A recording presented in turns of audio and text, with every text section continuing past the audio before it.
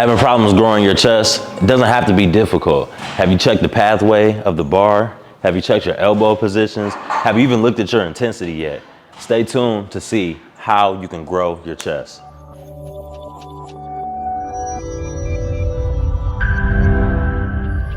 First thing you need to do is pay attention to the path of the bar.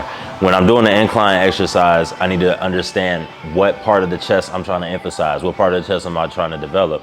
Incline is developing the top portion of your chest. If I was doing a decline, it'd be all right if the bar was, sitting right here when I'm pushing upwards, but we're doing incline. We're trying to work this part of our chest. So if I've got this bar any lower than the upper part of my chest, I'm gonna start putting my shoulders to work, especially on the incline bench press where your front delts are already working hard. So you need to make sure that the pathway that the bar is taking is literally going from point A to point B. You're not going backwards, you're not swaying forwards. Just keep that pathway in mind when you're doing any chest press exercise in that mind. When we go over to the flat bench, we need to make sure that the dumbbells are in line with the mid portion of our chest because we're doing a flat exercise. Same thing if we're doing the cables. Whatever part of the chest you're trying to emphasize, you need to make sure that whatever you're using, whether it's a barbell, dumbbell, cables, is in line with that portion of your chest so you can maximize the exercise and keep the emphasis and attention on that portion of the chest. Barbells are great. Like I said, they're a great tool to use because you can load up the weight.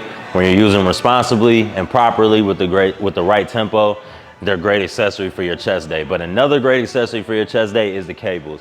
A lot of times what throws people off with cables is your elbow position and your shoulder position. You're allowing these 2 points in your body to control the movement instead of pushing from your chest. So if I got this decline,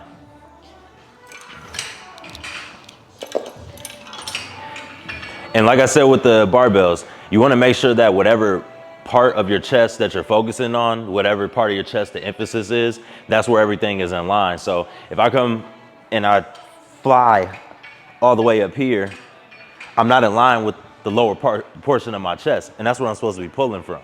So I want to make sure that I come up here with good tempo and I'm squeezing. At the end of the movement, my hands are literally in line with the lower portion of my chest, right here.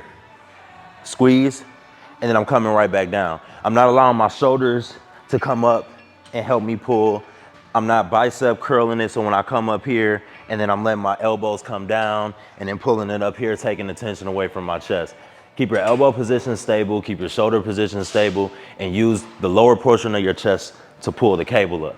It's the same thing if I put these cables on the mid-level or the upper level. If I'm at the mid-level, I want it right across my chest. That cable should come in line with the mid portion of my chest.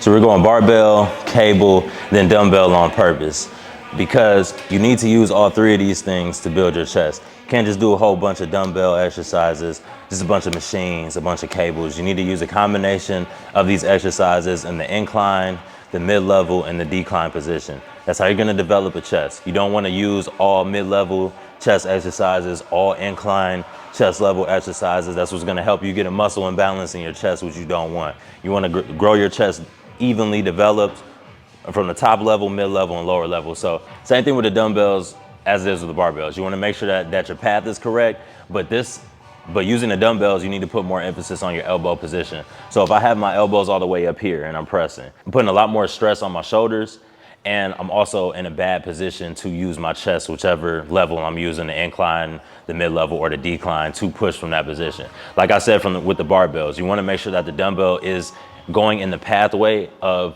the section of your chest that you're trying to emphasize. So if I'm doing the mid-level, if I'm doing a flat bench right here with the dumbbell, and I got my elbows all the way up here, these dumbbells aren't in line with the mid-level of my chest. So to fix that, all I'm gonna do is just push my elbows down closer to my body at about a 40-45 degree angle. That's gonna help the dumbbell be in line with my chest more, and push from the mid-level of my chest. Now the other thing you need to pay attention to is weight. So I grab some 100 pounds here.